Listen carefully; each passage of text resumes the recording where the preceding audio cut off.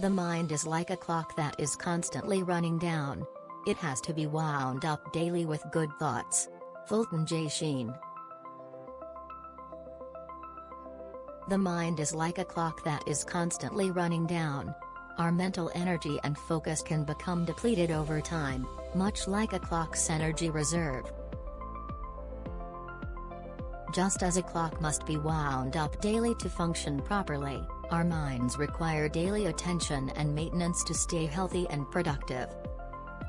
By filling our minds with positive thoughts, we can improve our mental well-being and increase our ability to tackle life's challenges with a clear and focused mind. By cultivating positive habits and intentionally focusing on uplifting thoughts, we can keep our minds running at peak performance and live a more fulfilling life.